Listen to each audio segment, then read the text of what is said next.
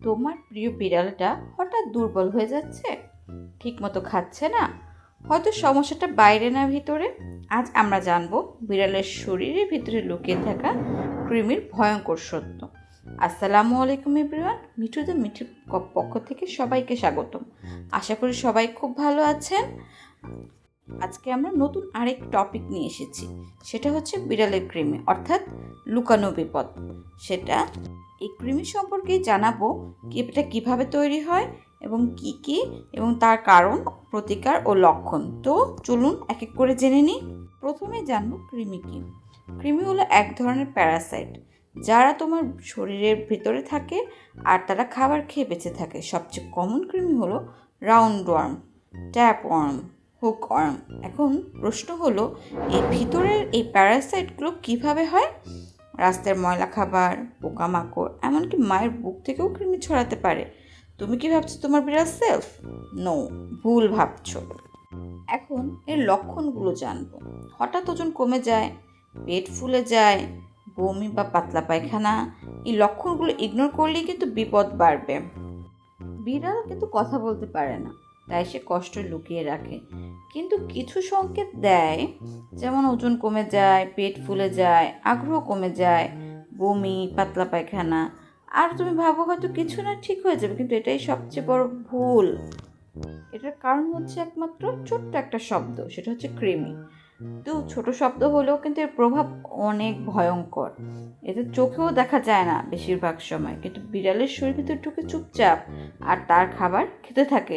শরীরের ভেতর থেকেই তারা বিড়ালকে নিঃশেষ করে দেয়, তাকে ধীরে ধীরে দুর্বল করে দিচ্ছে। এটা কিন্তু গল্প না, এটাই হচ্ছে বাস্তব। তো এটা সম্পর্কে এক এক করে সত্যি আমরা জানবো, যা তোমাকে অবাক করবে, আবার হয়তো বা ভয়ও পাইয়ে দেবে। এবার জানবো কৃমি নিয়ে একটি গল্প।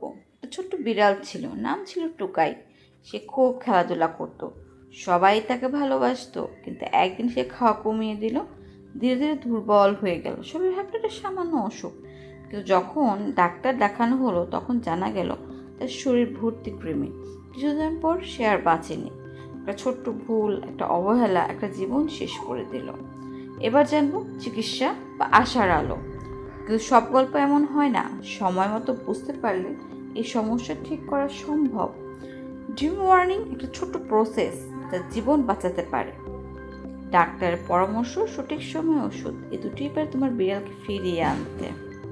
কিন্তু বন্ধুরা, তোমরা কি জানো প্রতিরোধ সবচেয়ে শক্তিশালী অস্ত্র? চিকিৎসার চেয়েও গুরুত্বপূর্ণ হচ্ছে প্রতিরোধ। নিয়মিত পরিষ্কার রাখা, সময়মতো ডিওয়ার্ম করা, ভালো খাবার, এই ছোট্ট কাজগুলি বড় বিপদ থেকে বাঁচাতে পারে। লুকানো কিছু ঝুঁকিও রয়েছে। তুমি কি জানো কিছু কৃমি মানুষেও ছড়াতে পারে, বিশেষ করে ছোট বাচ্চাদের। মানে তোমার বিড়ালের সমস্যা, তোমারও হতে পারে সেই সমস্যাগুলো। কৃমি কিন্তু শুধু একটা জীব না, এটা একটা সিস্টেম, একটা লাইফ সাইকেল। ডিম থেকে জন্ম নেয়, শরীরে ঢুকে বাড়তে থাকে, আর ধীরে ধীরে তোমার বিড়ালের শরীরকে নিজের ঘর বানিয়ে ফেলে। শরীরের ভেতরে ঢোকার পর কৃমি সরাসরি আক্রমণ করে না, না, ওরা স্মার্ট।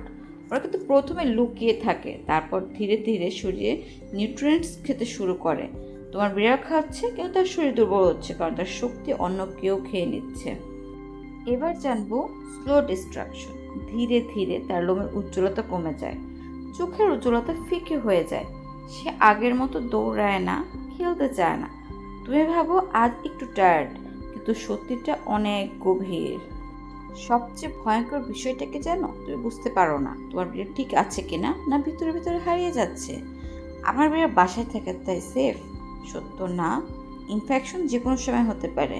থেকে একবার ওষুধেরই শেষ না, এটা কন্টিনিউর কেয়ার। রাস্তার বিড়াল প্রতিদিন লড়াই করে, আর বাসার বিড়াল কমফোর্টে থাকে, কিন্তু কৃমির কাছে দুজনেই সমান। এখন প্রশ্ন হলো, কতদিন পর পর ডিওয়ার্মিং করা উচিত? উত্তর, এটা ডিপেন্ড করে বয়স, লাইফস্টাইল, এক্সপোজার ওপর। এই সেকশন 20 থেকে 30 মিনিট পর্যন্ত টানতে পারে। তোমার বিড়াল হয়তো কথা বলতে পারে না, কিন্তু তার নীরবতা অনেক কিছু বলে। তুমি যদি তাকে ভালোবাসো তাহলে যত্ন নাও, কারণ সে শুধু একটা প্রাণী না, সে তোমার পরিবারেরই একটা অংশ। একবার কৃমি ঢুকে গেলে সে চুপচাপ থাকে, কিন্তু ধীরে ধীরে, মানে স্লো, তোমার থেকে নিউট্রিয়েন্টস দিতে শুরু করে। মানে তোমার বিড়াল খাচ্ছে কিন্তু শরীরে শক্তি পাচ্ছে না, কারণ শক্তি নিয়ে নিচ্ছে অন্য কেউ। তুমি কি জানো সবচেয়ে ভালো উপায় কি? সবচেয়ে ভালো উপায় হলো সমস্যা হওয়ার আগেই থামানো। তোমার বিড়ালকে পরিষ্কার রাখো, তার জায়গা পরিষ্কার রাখো, খাবার পরিষ্কার দাও, সময়মতো ওষুধ দাও। এই ছোটো জিনিসগুলোই তার জীবন বাঁচাতে পারে। তুমি ভাবো তোমার বিড়াল ঠিক আছে, সত্যি কথা হলো অনেক সময় চোখে দেখা যায় না, তাই সচেতন হওয়াটাও কিন্তু খুব জরুরি। সবচেয়ে শক্তিশালী ওয়েপেন হলো prevention. Expand clean environment, litter box hygiene, proper food, regular vet check up, clear control.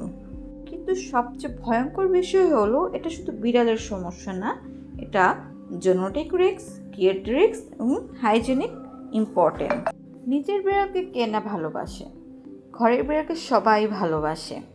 এবং কেউ অসুস্থ হলে বা কেউ কে মারাও যায়, এসব কারণে আমরা সবাই খুব ভেঙে পড়ি। আমরা তার পেছনের কারণটা খুঁজি না, আমরা ভাবি ও ঠিক হয়ে যাবে, ঠিক হয়ে যেতে যেতেই সে একসময় মারা যায়, কিন্তু ঠিক আর হয় না। তাই প্রত্যেকেরই নিজের বিড়ালের জন্য সচেতন হওয়াটা খুব জরুরি, তার প্রতিটা পদক্ষেপ খুব জরুরি। আমরা মানুষরা যখন অসুস্থ হই তখন আমরা খুব সহজে বলতে পারি আমাদের সমস্যার কথা, কিন্তু ওরা তো প্রভাব প্রাণী, ওরা বলতে পারে না বন্ধুরা। তাই ওদের নীরবতা, ওদের লক্ষণ, ওদের সব কিছু আমাদের মোটিভেট করতে হবে। ওরা যেহেতু বোবা প্রাণী, তাই ওদের সব কিছুর দিকে ফলো রাখতে হবে, ওদের মুভমেন্টের দিকে আমাদের ফলো রাখতে হবে, তবেই আমরা পারবো আমাদের প্রাণীগুলোকে সেফ রাখতে, সুস্থ রাখতে। কৃমি নিয়ে অনেক গল্পই আছে, অনেকে ডিম ওয়ার্নিং দেয় না দেখে অনেকের বিড়াল মারা যায়।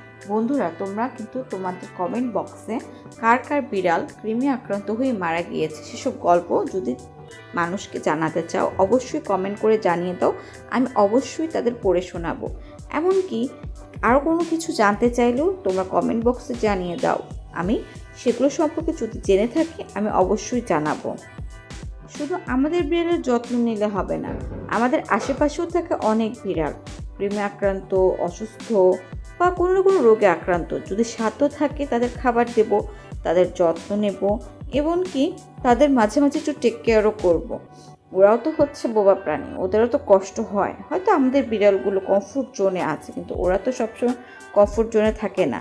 আর আমাদের বিড়ালের পাশাপাশি তাদেরও যত্ন নেওয়া একজন সচেতন মানুষ হিসেবে আমাদের দায়িত্ব ও কর্তব্য। তো আশা করব আপনারা ঘরের বিড়ালের পাশাপাশি রাস্তার বিড়ালদেরও যত্ন নেবেন। তো আজকে এই পর্যন্তই। সবাই ভালো থাকবেন, সুস্থ থাকবেন, এবং কারো কোনো বিষয় সম্পর্কে জানতে হলে অবশ্যই লাইক, সাবস্ক্রাইব, শেয়ার করে দিবেন এবং কমেন্ট বক্সে জানিয়ে দেবেন। আল্লাহ হাফেজ।